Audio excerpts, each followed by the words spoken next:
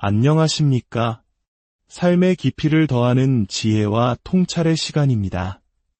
오늘 우리는 눈에 보이지 않지만 우리 모두가 매일같이 마주하는 내면의 싸움에 대해 이야기 나누고자 합니다. 이 영적 전쟁에서 우리를 지키고 승리하게 하는 비밀, 바로 하나님의 전신갑주에 대한 깊은 이해를 함께 탐구해 보겠습니다. 본격적인 이야기에 앞서 이 메시지가 여러분의 삶의 빛과 소금이 되기를 소망합니다. 만약 오늘 내용이 마음에 와 닿는다면 구독과 좋아요를 통해 이 지혜를 더 많은 분들과 함께 나누는 빛의 통로가 되어주시길 부탁드립니다. 여러분의 작은 실천이 누군가에게는 큰 위로와 힘이 될 수 있습니다. 이 채널을 통해 말씀을 듣는 모든 분들의 삶에 하나님의 크신 은혜와 평강이 함께 하시기를 기도합니다. 우리 중 많은 이들은 남들에게 인기 있는 사람이 되고 싶어 합니다.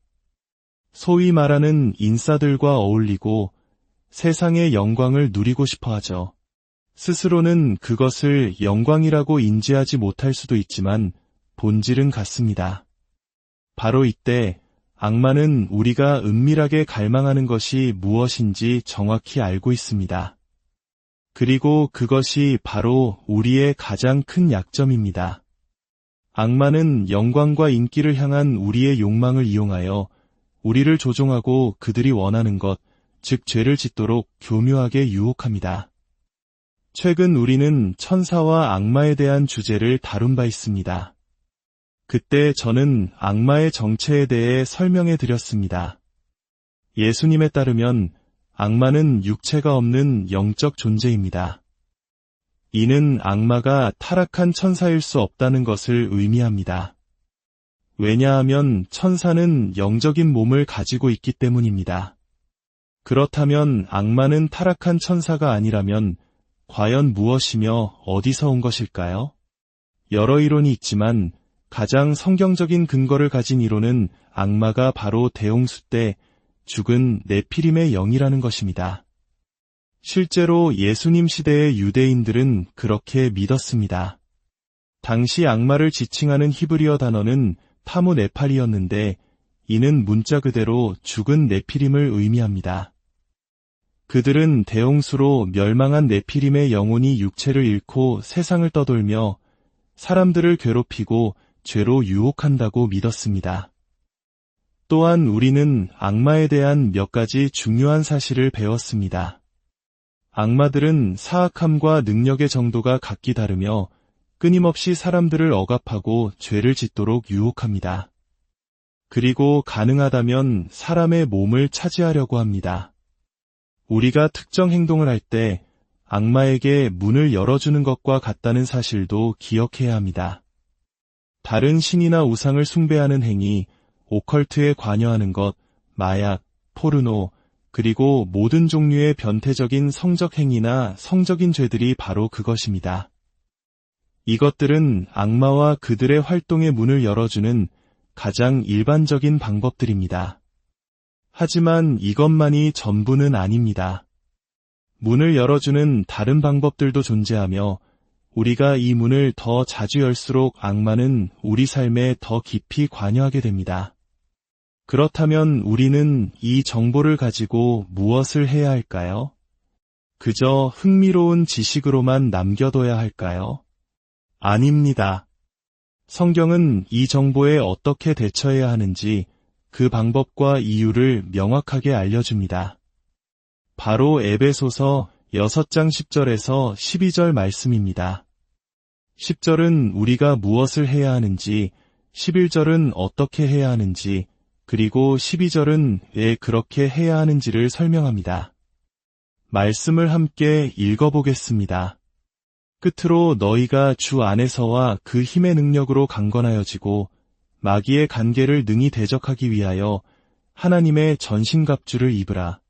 우리의 씨름은 혈과 육을 상대하는 것이 아니요 통치자들과 권세들과 이 어둠의 세상 주관자들과 하늘에 있는 악의 영들을 상대함이라. 이 말씀에 따르면 우리가 해야 할 일은 주님 안에서 그리고 그분의 능력의 힘으로 강해지는 것입니다. 어떻게 그렇게 할 수 있을까요? 바로 하나님의 전신갑주를 입음으로써 가능합니다. 왜 그래야만 할까요? 우리의 싸움은 눈에 보이는 사람과의 싸움이 아니라 보이지 않는 악한 영적 세력들과의 싸움이기 때문입니다. 사도 바울은 13절부터 18절까지 전신갑주의 각 부분과 그 목적에 대해 자세히 설명합니다. 하지만 각 부분을 살펴보기 전에 우리는 11절에 잠시 더 머물러야 합니다. 여기에는 우리가 반드시 알아야 할 중요한 정보가 담겨 있기 때문입니다. 11절을 다시 읽어봅시다. 마귀의 관계를 능히 대적하기 위하여 하나님의 전신갑주를 입으라. 바울에 따르면 하나님의 전신갑주를 입는 목적은 바로 마귀의 관계로부터 우리를 보호하기 위함입니다. 여기서 관계라는 단어는 매우 중요합니다. 이는 교활하고 교묘한 전략을 의미하며 누군가를 조종하거나 설득하여 원하는 것을 하게 만드는데 사용되는 속임수를 뜻합니다. 이것이 바로 악마가 하는 일입니다. 그들은 교활하고 교묘한 전략을 사용하여 우리를 조종하고 그들이 원하는 것, 즉 우리가 죄를 짓도록 설득합니다. 만약 누군가 저에게 목사님, 악마가 하는 일이 정확히 무엇인가요? 라고 묻는다면 저는 이렇게 대답할 것입니다. 그들은 할 수 있는 모든 방법을 동원하여 당신을 조종하고 설득해서 죄를 짓게 만드는 존재입니다. 성경에서 그 예를 찾아볼까요? 가장 대표적인 예는 바로 예수님입니다. 마귀가 어떻게 예수님을 조종하고 죄를 짓도록 설득하려 했는지 마태복음 4장을 통해 살펴보겠습니다. 마태복음 4장 1절부터 보면 예수님께서 성령에게 이끌려 광야로 가셔서 마귀에게 시험을 받으십니다. 여기서 시험이라는 단어는 매우 중요합니다. 마귀의 모든 전략은 항상 유혹의 형태로 나타나기 때문입니다. 마귀가 우리에게 다가와 그들이 원하는 것을 하도록 만들려고 할 때 그것은 곧 우리를 유혹하는 것입니다. 예수님께서 40일 밤낮으로 금식하신 후에 줄이셨을 때 시험하는 자가 예수께 나아와 말합니다. 내가 만일 하나님의 아들이어든 명하여 이 돌들로 떡덩이가 되게 하라. 이것은 예수님의 육체적 약점을 파고드는 유혹이었습니다.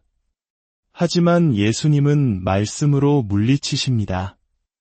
기록되었으되 사람이 떡으로만 살 것이 아니요 하나님의 입으로부터 나오는 모든 말씀으로 살 것이라 하였느니라. 그러자 마귀는 예수님을 거룩한 성으로 데려가 성전 꼭대기에 세우고 말합니다. 내가 만일 하나님의 아들이어든 뛰어내리라. 기록되었으되 그가 너를 위하여 그의 사자들을 명하시리니 그들이 손으로 너를 받들어 발이 돌에 부딪히지 않게 하리로다. 이번에는 마귀가 성경 말씀을 인용하며 예수님을 시험합니다. 하지만 예수님은 다시 말씀으로 대답하십니다. 또 기록되었으되 주 너의 하나님을 시험하지 말라 하였느니라. 마지막으로 마귀는 지극히 높은 산으로 가서 천하만국과 그 영광을 보여주며 말합니다. 만일 내게 엎드려 경배하면 이 모든 것을 내게 주리라. 이것은 세상의 권세와 영광에 대한 유혹이었습니다. 이에 예수께서 단호하게 말씀하십니다. 사탄아 물러가라. 기록되었으되 주 너의 하나님께 경배하고 다만 그를 섬기라 하였느니라. 그러자 마귀는 떠나고 천사들이 와서 수종을 듭니다. 누가복음은 이 이야기에 매우 중요한 한 가지 세부 사항을 덧붙입니다. 누가복음 4장 13절입니다. 마귀가 모든 시험을 다 한 후에 얼마 동안 떠나니라. 여기서 헬라어 원문을 보면 얼마 동안은 다음 기회가 올 때까지로 번역될 수 있습니다. 바로 이겁니다. 마귀와 악마들은 우리를 조종하고 죄를 짓게 할 기회를 항상 엿보고 있다는 것입니다. 이것은 매우 중요한 원리입니다. 마귀와 악마들은 항상 우리를 조종하고 죄를 짓도록 설득할 기회를 찾고 있다. 예수님의 시험은 단지 하나의 예일 뿐입니다. 성경에는 마귀의 관계에 넘어간 수많은 인물들이 등장합니다. 그중 가장 유명한 세 사람, 솔로몬, 삼손, 다윗의 이야기를 통해 이 원리를 더 깊이 이해해 보겠습니다. 솔로몬은 역사상 가장 지혜로운 왕이었고, 삼손은 가장 힘이 센 장사였으며, 다윗은 하나님을 향한 충성심이 가장 깊었던 인물이었습니다. 하지만 위대한 세 사람 모두 넘어졌습니다. 그 이유는 그들 모두에게 특정한 약점이 있었기 때문입니다. 그리고 마귀는 그 약점을 기회로 삼아 그들을 조종하고 설득하여 죄를 짓게 만들었습니다. 솔로몬의 경우 사탄은 그를 조종하여 이방 여인들과 결혼하게 하고 그들이 섬기는 우상을 숭배하도록 만들었습니다. 삼손의 경우 사탄은 들릴라를 통해 그의 힘의 비밀을 밝히도록 유혹했습니다. 다윗의 경우 사탄은 그를 조종하여 밧세바와 간음하게 하고 그 죄를 덮기 위해 그녀의 남편 우리아를 살해하도록 만들었습니다. 이 세 사람 모두 여인, 즉 정욕이라는 약점을 통해 유혹을 받았습니다. 사탄은 그들의 정욕이라는 약점을 보고 가장 적절한 기회를 기다렸다가 그들을 조종하고 설득하여 죄를 짓게 한 것입니다. 그리고 더딘 작동했고 그들은 유혹에 빠져 넘어졌습니다. 대부분의 마귀의 계략은 세 가지를 중심으로 전개됩니다. 바로 황금, 영광, 그리고 이성입니다. 즉, 돈, 명예, 정욕입니다. 사탄과 악마들은 대부분 이 세 가지 중 하나를 사용하여 우리를 유혹합니다. 발람의 약점은 돈에 대한 탐욕이었습니다. 그래서 적절한 기회가 왔을 때 사탄은 그의 탐욕을 이용하여 그를 죄의 길로 이끌었습니다. 사도행전 8장에 나오는 마술사 시몬의 약점은 영광에 대한 갈망이었습니다. 사탄은 그의 명예욕을 이용하여 그를 죄짓게 만들었습니다. 이것은 오늘날 우리에게도 동일하게 적용됩니다.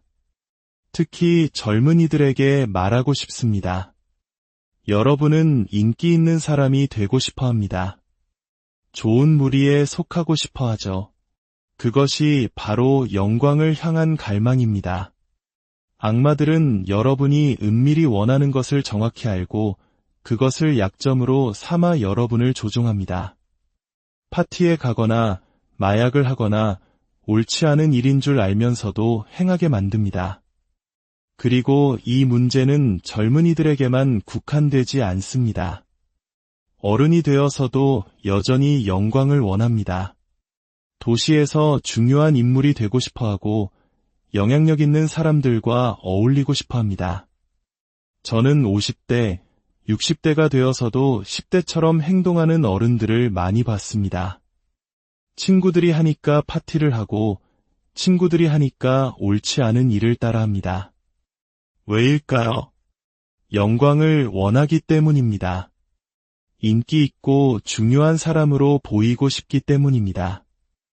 하지만 하나님의 나라에서는 그들은 중요한 사람이 아닙니다. 어리석은 자일 뿐입니다.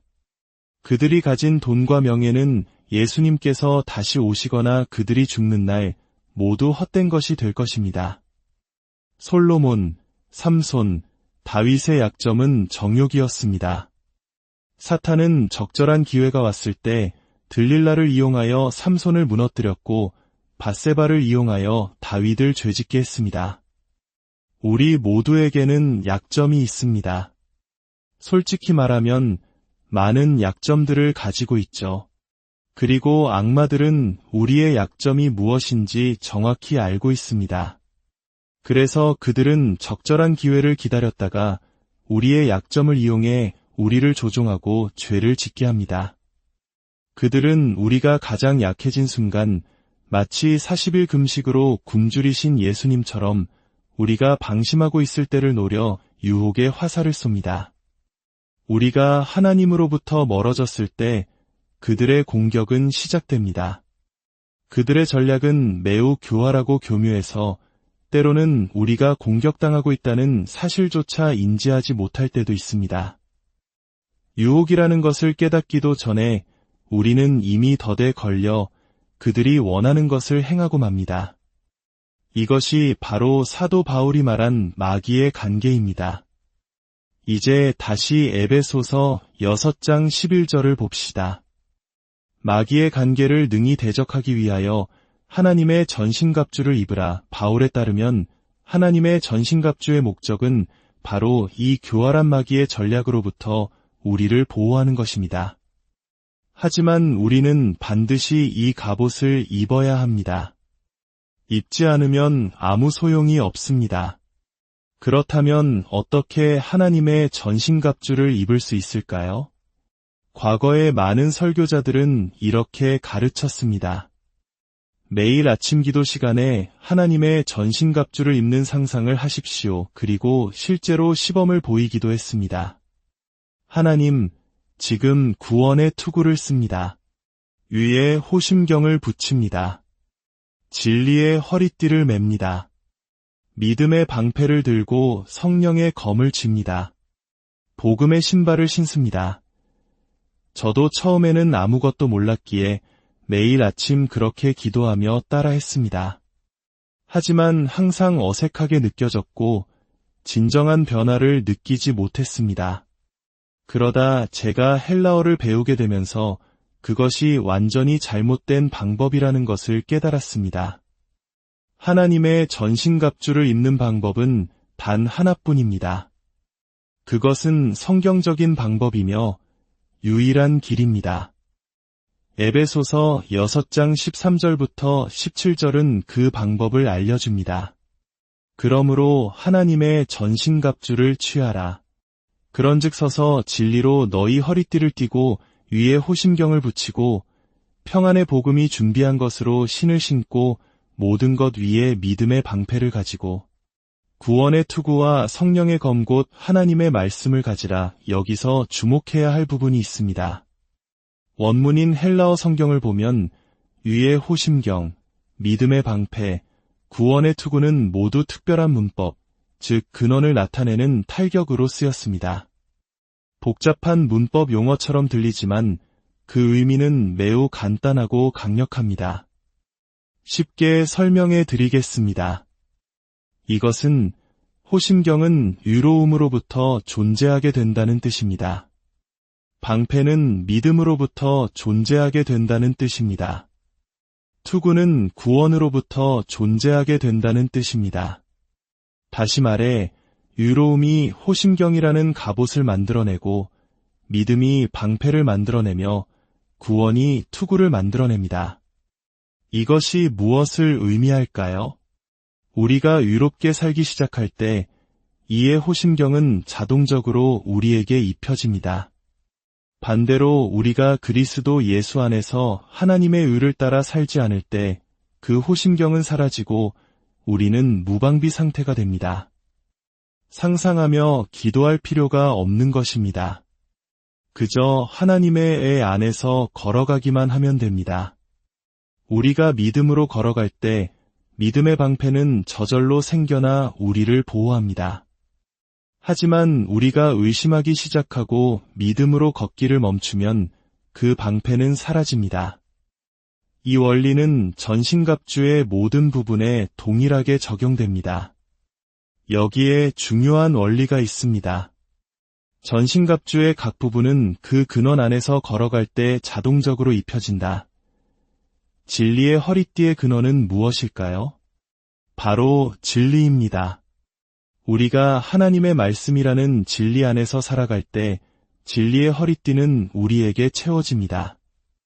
하지만 진리를 떠나 살 때 허리띠는 사라지고 우리는 무질서하고 취약한 상태가 됩니다. 우리가 믿음으로 행할 때 방패는 들려 있습니다. 의심할 때 방패는 사라집니다. 우리가 의롭게 행할 때 호심경은 우리의 마음을 지킵니다. 불의한 일을 행할 때 호심경은 사라지고 우리의 마음은 공격에 노출됩니다. 많은 사람들이 도덕적으로 실패하는 이유가 무엇인지 아십니까? 그들이 작지만 잘못된 일들을 하기 시작하면서 이에 호심경이 사라졌기 때문입니다. 그들은 마음을 지키지 못했고 사탄은 그 틈을 타 마음에 온갖 악한 생각을 심어 놓았습니다. 그리고 마침내 기회를 포착하여 유혹이라는 전략을 사용해 그들을 넘어뜨린 것입니다. 악마의 전략, 즉 간계는 상대를 속여 원하는 결과를 얻기 위한 계획이나 책략입니다.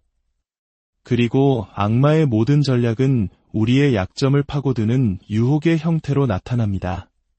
그들은 우리의 약점을 연구하고 그것을 이용해 우리를 조종할 계획을 세웁니다. 마치 제가 누군가를 조종하고 싶을 때 그 사람의 약점을 파악하고 그것을 이용해 원하는 것을 얻어내는 것과 같습니다. 성경은 익숙한 영에 대해 이야기합니다.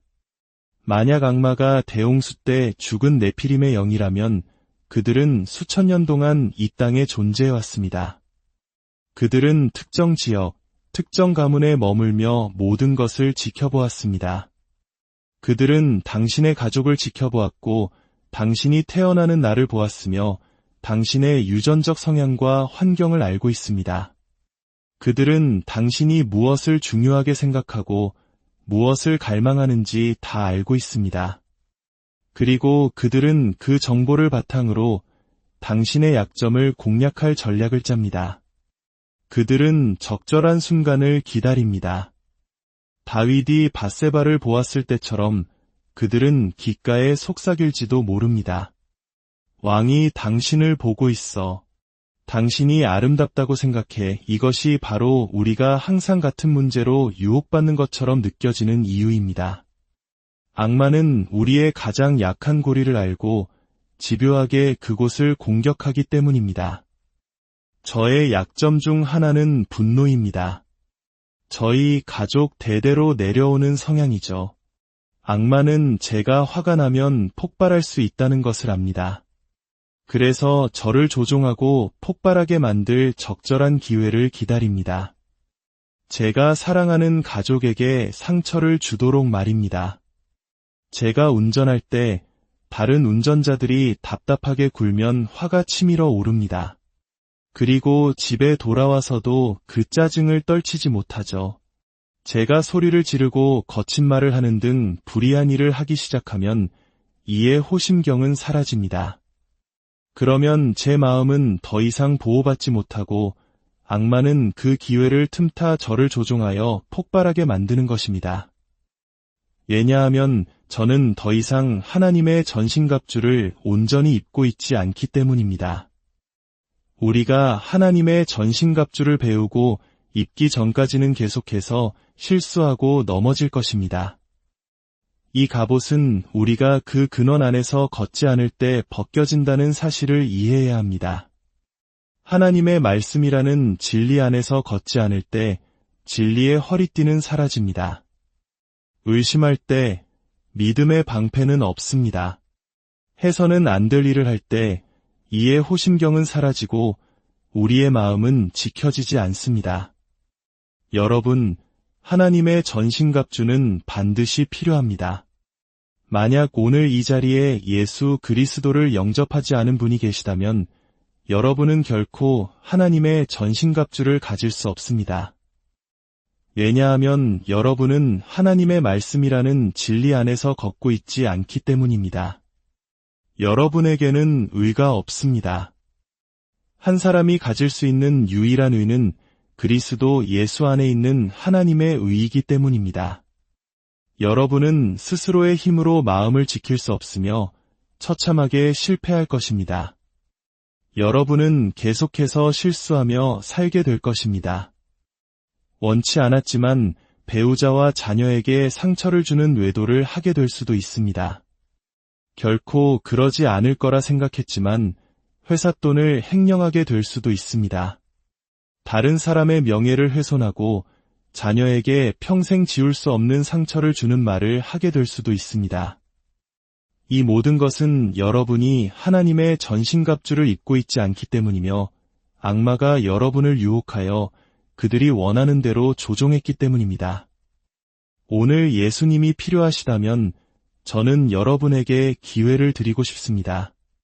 제가 드리는 이 기도를 마음으로 따라 하십시오. 예수님은 하나님의 아들이시며 당신을 위해 죽으시고 하나님께서 그를 죽은 자 가운데서 살리셨음을 당신은 이미 알고 있습니다. 이제 저를 따라 기도해 주십시오. 하나님, 저는 죄인입니다.